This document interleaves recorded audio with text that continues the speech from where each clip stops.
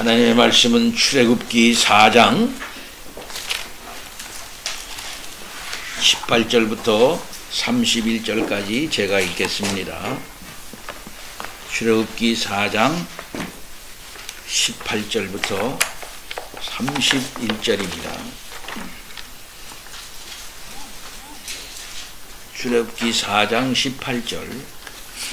모세가 그의 장인 이드로에게로 돌아가서 그에게 이르되 내가 애굽에 있는 내 형제에게로 돌아가서 그들이 아직 살아있는지 알아보려 하오니 나로 가게 하소서. 이드로가 모세에게 평안히 가라 하니라. 여호와께서 미디안에서 모세에게 이르되 애굽으로 돌아가라. 내 목숨을 노리던 자가 다 죽었느니라. 모세가 그의 아내와 아들들을 나귀에 태우고 애굽으로 돌아가는데 모세가 하나님의 지팡이를 손에 잡았더라. 여호와께서 모세에게 이르시되 내가 애굽으로 돌아가거든 내가 네 손에 준 이적을 바로 앞에서 다 행하라. 그러나 내가 그의 마음을 완악하게 한즉 그가 백성을 보내주지 아니하리니 너는 바로에게 이르기를 여호와의 말씀에 이스라엘은 내 아들 내 장자라. 내가 네게 이르기를 내 아들을 보내주어 나를 섬기게 하라 하여도 네가 보내주기를 거절하니 내가 네 아들 내 장자를 죽이리라 하셨다 하라 하시니라. 모세가 길을 가다가 숙소에 있을 때 여호와께서 그를 만나사 그를 죽이려 하신지라. 십보로가 돌칼을 가져다가 그의 아들의 표피를 베어 그의 발에 갖다 대며 이르되 당신은 참으로 내게 피남편이로다 하니 여호와께서 그를 놓아 주시니라. 그때 십보로가 피남편이라 함은 할례 때문이었더라. 여호와께서 아론에게 이르시되 광야에 가서 모세를 맞으라 하시매 그가 가서 하나님의 산에서 모세를 만나 그에게 입맞추니 모세가 여호와께서 자기에게 분부하여 보내신 모든 말씀과 여호와께서 자기에게 명령하신 모든 이적을 아론에게 알리니라.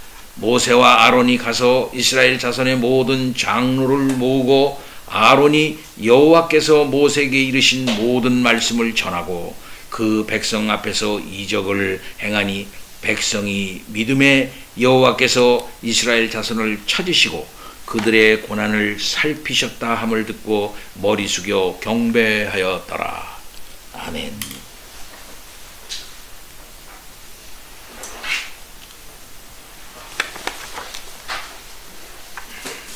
오늘은 출애굽기로 돌아와서 애굽으로 돌아가는 모세라는 제목으로 말씀을 드립니다. 그간의 출애굽기를 우리가 살펴보았습니다마는 하나님께서는 모세를 부르셨으나 모세는 선뜻 하나님의 명령을 수납하지 않았습니다. 하나님은 몇 차례 모세에게 이적을 보이시고 하나님이 함께하여 주심을 그에게 약속하여 주시면서 애굽으로 가라고 하나님께서는 말씀해 주셨습니다. 그러나 몇 차례의 보증을 해 주었음에도 불구하고 모세는 선뜻 하나님의 사명을 받아들이지를 않았던 것이죠. 심지어는 자기는 말을 잘 못하는 사람이다 라는 그런 이유를 붙여서 가지 못하겠다고까지 말을 했던 것입니다. 이때 하나님께서 미리 준비하신 아론을 붙여주시면서 끝까지 모세를 애굽으로 보내시는 우리 하나님이신 것을 보는 것입니다. 모세는 이제서야 자기 고집을 꺾고 하나님께 순종을 하는 것입니다. 모세는 장인에게 가서 인사를 하고 길을 떠납니다. 18절 말씀을 보면은 모세가 장인 이드로에게로 돌아가서 그에게 이르되 내가 애굽에 있는 내 형제에게로 돌아가서 그들이 아직 살아있는지 보려 하오니 나를 가게 하소서. 그러니까 이드로가 평안히 가라 그렇게 했다고 했습니다. 모세가 하나님께 순종해서 애굽으로 가는데 왜 가는지 여기에 대해서 장인에게 말하지 않았던 것입니다. 그 이유는 알 수 없습니다. 아마 장인이 가지 못하도록 막을까봐 그랬던 것 같다고 추측할 수 있을 것입니다. 하여튼 장인 이드로는 모세의 말을 듣고 평안히 가라 그렇게 허락을 했습니다. 19절서부터 20절 말씀을 보면은 여호와께서 미디안에서 모세에게 이르시되 애굽으로 돌아가라. 네 목숨을 노리던 자가 다 죽었느니라. 모세가 그 아내와 아들들을 나귀에 태우고 애굽으로 돌아가는데 하나님의 지팡이를 손에 잡았더라 라고 기록하고 있습니다. 여호와께서는 미디안에서 모세에게 애굽으로 돌아가라고 말씀하셨습니다. 그러면서 말하기를 네 생명을 찾던 자가 다 죽었다 라고 말씀하면서 두려워할 이유가 없다 라고 분명하게 말씀을 해 주셨습니다. 모세의 마음에 애굽 왕에 대한 두려움이 있었을 것입니다. 그러나 그 왕이 죽었다 하는 것이죠. 이에 모세는 그 아내와 아들들을 나귀에 태우고 애굽으로 돌아가게 됩니다. 이때 20절 말씀 마지막 부분에 보면은 뭐라고 말씀하고 있습니까? 모세가 하나님의 지팡이를 손에 잡았더라 이렇게 기록을 하고 있습니다. 이것은 특별한 기록이라 이렇게 말할 수가 있겠죠. 애굽으로 가는 모세가 가지고 간 것이 지팡이인데 그 지팡이는 모세의 지팡이가 아니라 하나님의 지팡이다 이렇게 특별히 부르고 있다 이 말씀이죠. 이것은 저자 곧 나중에 이제 모세가 이것을 쓰겠습니다마는 그 모세가 특별히 기록한 그런 특기할 만한 저자의 의도성이 드러나는 기록이다 이렇게 말할 수가 있겠습니다. 이것은 지팡이인데 하나님의 지팡이다 이 말씀이죠. 전에 이 지팡이는 어떤 지팡이였습니까? 그 지팡이는 양을 치던 지팡이였습니다. 양을 치던 지팡이이기 때문에 모세는 그저 양치기에 불과했던 사람이었던 것이죠. 그러나 하나님께서 그 지팡이 양을 치던 그 지팡이를 이제 땅에 던져라 했을 때 뱀이 되고 그 꼬리를 잡아라 했을 때에 다시 지팡이가 되고 이렇게 해서 하나님의 그 이적의 지팡이가 되었던 것이죠. 하나님의 이적을 보여주는 지팡이, 곧 하나님이 역사하시는 그런 도구로 쓰여지는 지팡이가 됐던 것이고 모세가 하나님의 사람이다 라고 하는 것을 보여주는 도구로서 하나님의 도구로서 그 지팡이가 쓰여지게 됐던 것입니다. 그 지팡이 자체가 무슨 신비한 효력을 갖고 있는 것은 아니지요. 그러나 하나님께서 모세를 보내시고 모세를 통해서 역사하는 귀한 이제 역사의 그 도구로서 이 지팡이가 사용되게 되는 것입니다. 하나님의 부르심을 받은 후 그는 자기 형과 애굽 왕 바로와 사람들 앞에서 마치 하나님과 같은 존재가 되었던 것입니다. 이처럼 하나님의 지팡이라고 하는 표현은 모세가 하나님의 소명을 받아들인 후에 그의 달라진 정체성, 그의 달라진 신분을 나타내고 있는 것이죠. 단순히 양치기의 지팡이가 아니라 하나님의 지팡이다. 하나님이 함께하여 주시는 그 지팡이다 라고 하는 그런 말씀입니다. 그로 말미암아 하나님의 지팡이를 가지고 있으니까 그는 하나님의 사람이고 또한 이스라엘 사람들 앞에서나 또는 바로 앞에서나 그는 하나님을 보여주는 사람으로 나타나게 된 것입니다. 그런데 모세가 하나님의 명령을 받고 가는데 그가 가는 목적이 무엇입니까? 하나님께서 분명하게 22절서부터 23절에 말씀해 줍니다. 너는 바로에게 이르기를 여호와의 말씀에 이르기를 말씀에 이스라엘은 내 아들 내 장자라. 내 아들 장자라. 이스라엘에 대한 하나님의 특별한 말씀을 해줍니다. 그것은 뭐냐면 내 장자라 이렇게 말씀하죠. 내가 내게 이르기를 내 아들을 보내주어 나를 섬기게 하라 하여도 네가 보내주기를 거절하니 내가 네 아들 네 장자를 죽이리라 하셨다 하라 하시니라.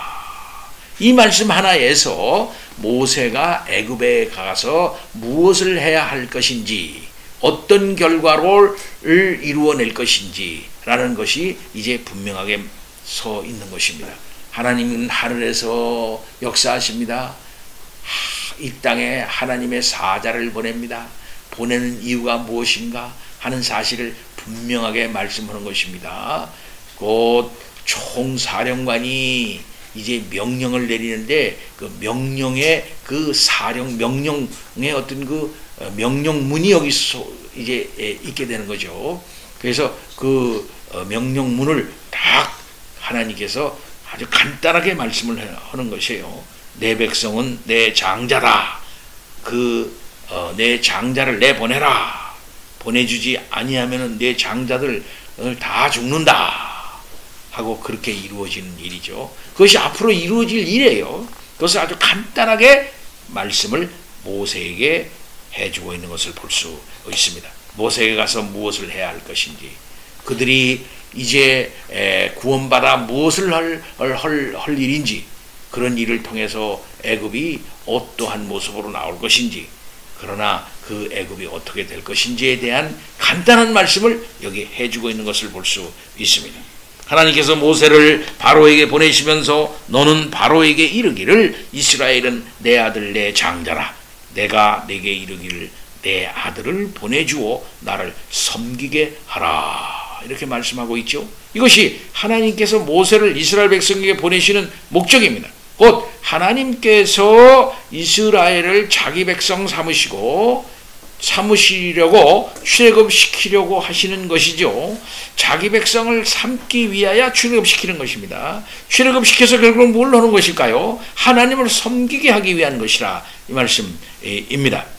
이스라엘을 하나님의 아들, 곧 하나님의 장자로 든든히 세워서 그를 통해서 하나님께서 고대 하나님의 살아계심과 하나님의 역사를 그들을 통해서 드러내게 하시기 위함인 것이고, 그들에게 하나님께서 복 주셔서 진정 하나님의 역사가 무엇인가 하는 사실을 그들을 통해서 드러내시려고 하나님께서 하시는 것이고, 그들을 통해서 하나님께서 영광을 받으시려고 하시는 것이다. 이렇게 말씀할 수가 있겠습니다. 곧 하나님께서 하나님의 백성을 이제 세우고 그들을 통해서 예배받으시고, 그것을 통해서 이 고대 사회에 하나님이 참된 하나님이다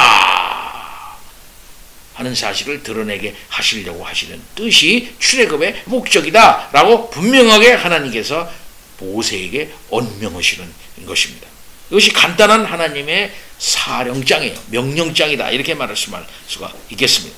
바로 이스라엘을 하나님의 아들, 하나님의 장자로 만들어 하나님을 섬기게 하기 위한 것이다. 이 말씀입니다. 그리고 그것을 방해하는 이 세상 세력은 결국은 끝까지 방해는 할 일이지만 결국 망하게 될 것이다 라고 하는 것을 말씀합니다.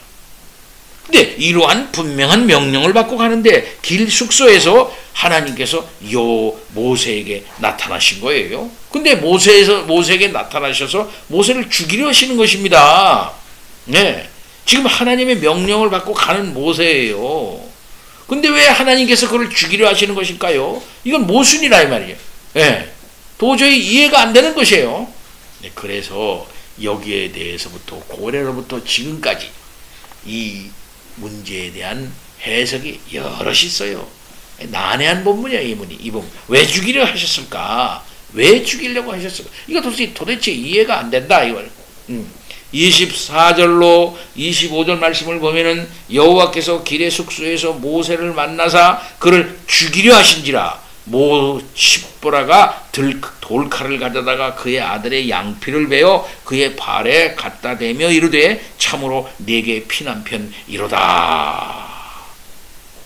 참 구약에서 가장 난해한 본문 중에 하나입니다. 많은 주석가들이 본문의 의미를 바르게 해석하기 위해서 노력해 왔지만 아직까지도 명쾌하게 이 본문의 의미를 해석하지 못하고 있는 것이 사실입니다. 자, 그러나 우리는 한번 이 문제를 이 암패의 문맥과 연결해서 신중하게 한번 해석해 볼 필요가 있어요. 그러니까 이것을 좀 구속사적인 이해를 통해서 그런 관점에서 한번 해석해 보려고 한다 이 말씀이죠. 그것은 무엇입니까? 앞에 장자를 만들려고 하신다는 사실과 관계해서 생각해 볼 수가 있겠습니다. 앞에 본문에 하나님께서 이제 애굽으로 이스라엘을 모세를 보냅니다. 그가 가지고 가는 것은 임재의 지팡이, 하나님의 지팡이를 가지고 갑니다. 그의 사명은 아주 간단하게 앞에서 얘기를 했어요. 그 백성들을 이제 출애굽을 시켜 가지고서 장자 삼고 하나님을 섬기려 하는 그런 아주 것입니다. 그리고 그것을 방해하는 세력은 죽는 거예요. 엄정한 사실을 아주 간단하게 하나님께서 말씀하고 있습니다. 그 전에는 많은 주저가 있었어요. 4차례 정도, 한 5차례 정도의 이 모세의 주저가 있었습니다. 주저라고 하는 것도 난 못 갑니다. 난 못합니다. 능력 없습니다. 말 못합니다. 아니, 저 다른 사람 보내세요. 말이 아주 많았어요. 그러나 지금 이제 막상 이제 그는 자기 아내와 자기 아들들을 데리고 애굽으로 지금 보따리 싸고 지금 가고 있는 중이라 이 말입니다. 예, 더 이상의 주저도 이제 통하지 않는 것이고 이제 더 이상의 다른 것이 없습니다. 하나님의 놀라우신 출애굽의 역사가 발동이 걸려서 나가고 있고 아까 얘기한 엄정한 명령문이 그에게 하달됐대요.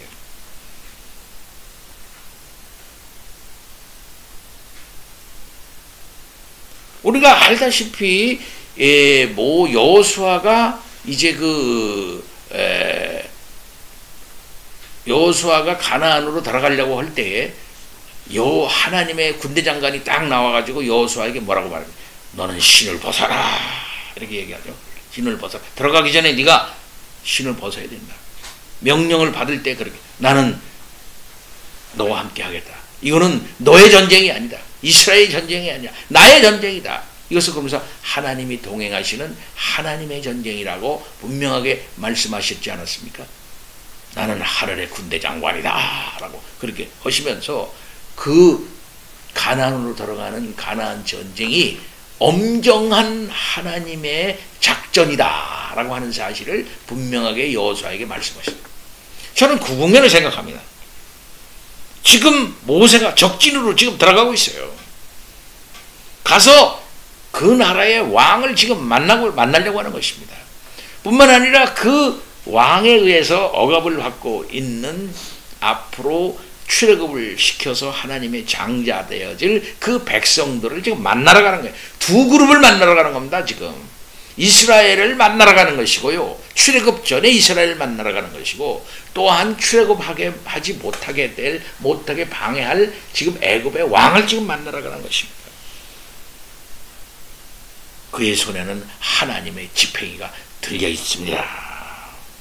이때 그가 해야 할 것이 뭐겠습니까? 이때 하나님께서 그에게 해야 할 것이 무엇이겠습니까?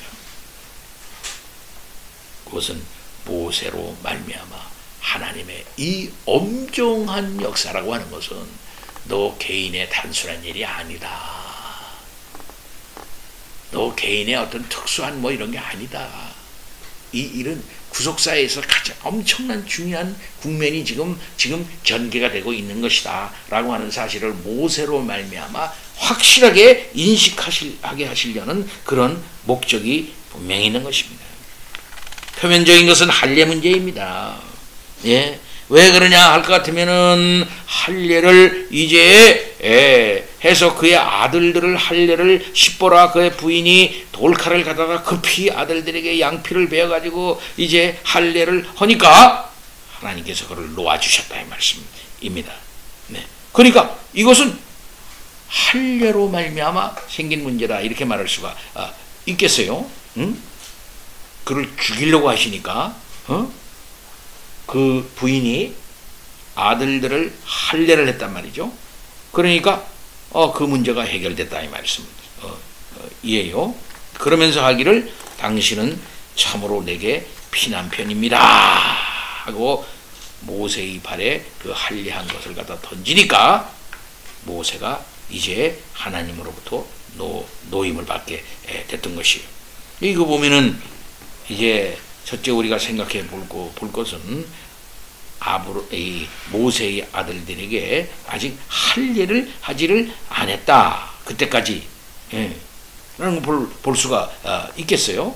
유대인들은 난지 8일 만에 할례 받는 것이 아브라함 때부터 시행되는 그러한 하나님의 명령이었던 것입니다.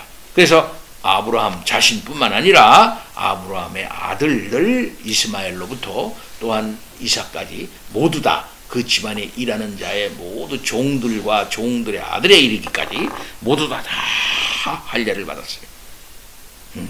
그러면서 하나님께서 그때 아브라함에게 명령을 하시기를 뭐라고 말씀하셨느냐면은 이에 내 언약이 너희 집에서 난 자든지 너희 돈으로 산 자든지 할례를 받아야 하리니 이에 내 언약이 너희 살에 있어 영원한 언약이 되려니와 할례 받지 아니한 남자 곧 그 표피를 베지 아니한 자는 백성 중에서 끊어지리니 그가 내 언약을 배반하였음이니라. 이렇게 말씀을 보셔서 아브라함과 하나님께서 맺으신 그 약속의 표징으로서 할례를 받도록 다 그렇게 하시지 않았습니까?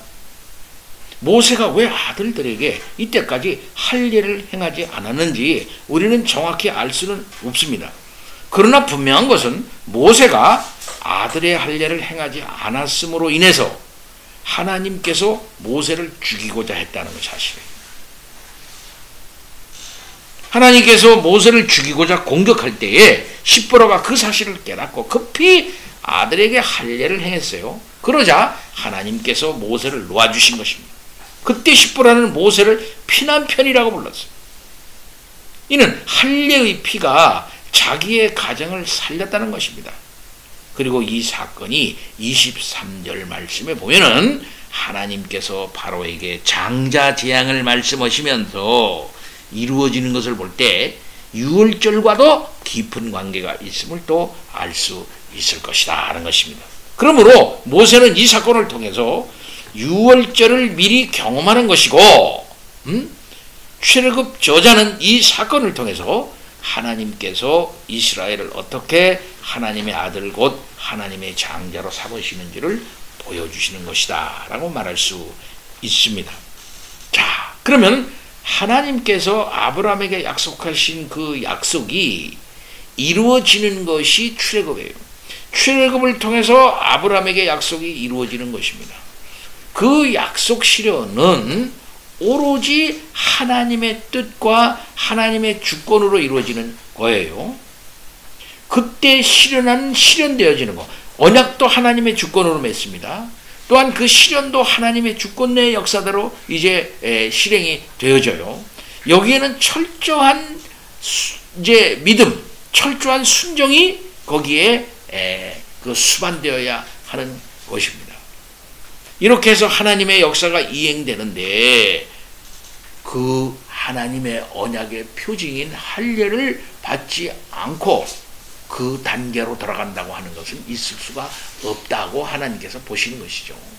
어떤 면에서는 공식적인 선언입니다. 할례를 받아야 된다 이거예요. 할례를 받아야 된다. 예. 그래서 하나님 아버지 앞에서 언약을 실현하는 자, 언약을 맺은 자, 언약의 혜택을 받게 되는 자는 엄정한 하나님의 주권적 언행의 시행을 받는 데서 철저히 그 말씀을 따르고 그렇게 해야 한다는 것이죠. 따라서 우리가 전체적인 성경적인 흐름을 생각해 볼 때 하나님께서 아브라함에게 할례를 명하신 것은 99세 때예요. 그런데 그 전에 이미 하나님께서 후손을 주신다고 약속하셨는데 그 약속을 기다리지 못하고 첩을 취해서 이스마엘을 낳은 거죠. 그러나 하나님께서는 그러한 방법으로 자기 백성 만드는 것이 아니라 오직 하나님의 언약에 의하여 만들어진 백성을 하나님께서 원하시는 것입니다. 그래서 하나님께서는 아브라함의 실력이 아님을 드러내도록 하기 위해서 할례를 행하게 하시는 것입니다. 어떤 면에서는 할례는 하초를 자르는 거예요. 남자의 하초를 자름으로 말미암아 네 맘대로 사용하지 말라는 겁니다. 네 맘대로 네 백성 만들지 말라는 거예요. 어떤 면에서는. 그리고 너는 죽어야 한다는 겁니다. 죽고 그 다음에 내가 내 백성 내가 만들 테니까 넌 네 맘대로 하지 마 이거예요. 왜 내가 너에게 약속한 많은 백성을 이렇게 약속을 해서 내가 그렇게 하려고 그러는데 왜 네가 네 맘대로 하느냐? 내 언약 백성 내가 내 맘대로 해서 내가 만든다. 그러니까 너는 그 능력이 스스로 있다고 하는 너의 하초를 잘라버려야 돼.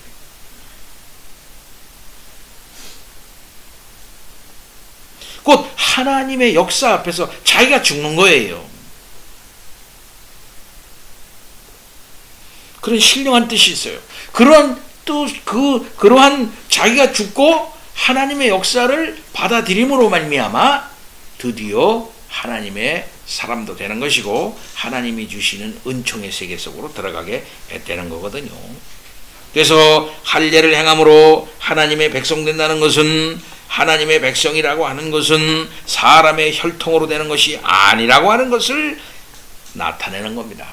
요한복음 1장 12절서부터 13절 말씀 보면은 하나님을 영접하는 자, 곧 그 이름을 믿는 자에게는 하나님의 자녀가 되는 권세를 줬는데 이것은 혈통으로나 육정으로나 사람의 뜻으로 나지 아니하고 하나님께로서 난 자라 그랬어요.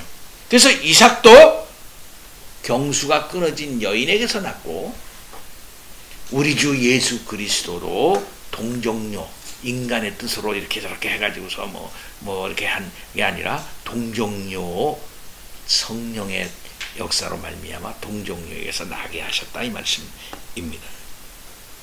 그러므로 하나님의 아들, 하나님의 백성, 하나님의 장자를 만드는 것은 오로지 하나님의 주권으로 곧 하나님의 언약을 실현하시는 하나님의 능력으로 만들어진다고 하는 사실을 알 수 있는 거예요. 이런 엄중한 역사를 지금 이루려고 지금 모세를 통해 가지고 그 애굽으로 지금 들어가고 있는 이 만국에 모세는 그 같은 사실을 방기했어요. 뭐 잊어버리고 있었다 이 말이에요. 예. 그러니까 하나님께서는 엄정하게 모세를 한다 할지라도 이런 하나님의 엄정한 역사 앞에서는 죽어 마땅하라 하고 그에게 죽이려고 하셨던 것이에요. 그리고 그것이 얼마나 엄정한 하나님의 역사의 실현인가, 이게 마음대로 되는 게 아니로구나 하는 사실을 분명하게 모세에게 가르쳐 준 것이다 라고 말할 수 있는 것이죠. 그 이후에 모세가 뭐 방황했다거나 그 이후에 하나님 안 되겠네, 나 이거 안 되겠어요, 나 다시 돌아가야 되겠어요, 다시 광야로 돌아가서 양치기로 돌아갈래, 안 되겠습니다. 예, 이런 일이 없는 거죠. 이 일은 오로지 하나님의 주권적인 놀라운 언약 실현의 역사로서 돌이킬 수 없는 하나님의 역사가 이미 시작되었다. 그 하나님의 뜻에 순종할 것이냐 말 것이냐 하는 것만 남은 것뿐이라 이 말이에요. 하나님은 이렇게 모세를 철저하게 그의 생명 전체를 하나님께 홀랑 완전히 항복하게 해서 그를 애굽으로 보내시는 우리 하나님 아버지이신 것입니다. 사랑하는 성도 여러분, 여러분은 영적으로 할례를 받은 자입니다. 로마서의 이면적 할례를 받고 받은 것이 표면적 할례를 받은 것보다 훨씬 낫다 그랬어요. 유대인들은 표면적 할례를 받은 자들이에요. 그 표면적 할례를 받은 자들이 자기는 안 죽어버렸어요. 자기가 안 죽으니까 유월절 어린 양으로 오신 예수 그리스도를 자기들이 가지고 있는 인간적인 뜻으로, 장로의 유전과 인간적인 뜻으로 하늘로부터 오신 자 두 번째 모세, 예수님 두 번째 모세거든요. 예수 두 번째 모세. 왜? 진정한 출애굽을 하러 오신 그 분이니까, 첫 번째 출애굽을 완성하신 분이니까 두 번째 출애굽을 완성하신 분이가 두 번째 모세예요. 두 번째 모세가 와서 진정한 의미의 영적 출애굽을 이제 하려고 하는 우리의 대장이거든요. 우리의 대장 모세 예수 그리스도시거든요. 그분이 준 세례, 성부와 성령과 성자로 말미암아 주신 세례, 그 세례를 우리가 받은 사람이에요. 한마디로 말해서 가난에 들어가가지고서는 네 하초를 마음대로 굴리지 마라. 가난한 여자 앞에서나 이런저런 해서 그렇게 하지 말라. 너는 거룩한 백성이다. 너는 죽었어. 죽은 놈이 왜 이렇게 말이 많아? 한 게 할례예요. 그리고 우리 하나님께 속했으니까 오로지 하나님께만, 하나님의 말씀만 듣고 하나님이 주시는 은혜로만 산다 하는 것이 언약의 표징을 받은, 할례 받은 자의 마땅한 도리 아닙니까? 그렇다면은 이 영적인 할례를 받은, 영적 세례, 성령 세례를 받은 우리들은 어떻게 해야 되냐 이거예요. 응? 어떻게 해야 되냐. 할례는 죽음이라 그랬습니다. 자기 의지와 인간의 실력대로 내가 한번 해봐야 되겠다. 그래가지고서 뭐 한번 좀 하나님의 뜻은 이렇게 움직이는 것 같지만 나는 한번 내가 내 꽁수를 벌여서 이렇게도 해보고 저렇게도 해봐야 되겠다. 이렇게. 응? 그게 아니고 오로지 하나님 앞에서 죽은 자로서, 그래서 하나님 앞에 다시 그리스도로 말미암아 다시 산 자로서, 다른 말로 말하면 진정한 의미의 영적 출애굽을 한 자로서 이제 나는 하나님의 장자로서 서서 하나님을 온전히 섬기는 자가 이제 되었다. 그러니 우리는 내 마음대로 할 수가 없구나.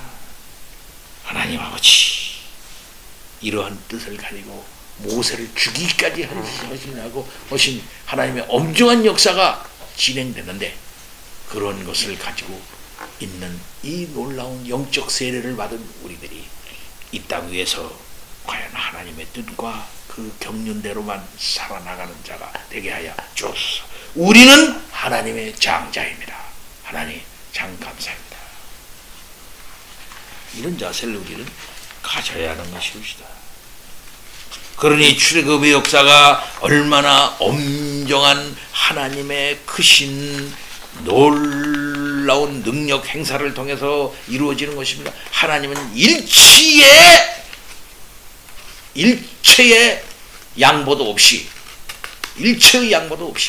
엄정한 자세로 애굽을 치시는 하나님 아버지이시고, 하나님의 능력을 이스라엘에게 보여가지고, 와, 저분이 정말 아브라함의 하나님이시고 저분이 아브라함에게 맹세하신 그 맹세를 이렇게 하나님께서 지키시노나, 하나님 아버지, 그래서 우리가 이렇게 할례를 받았군요. 하나님, 우리는 하나님의 장자입니다. 진정 여러분이 세례를 받은 자라면은 세례가 무언가라고 하는 사실을 확실하게 깨달아야 됩니다.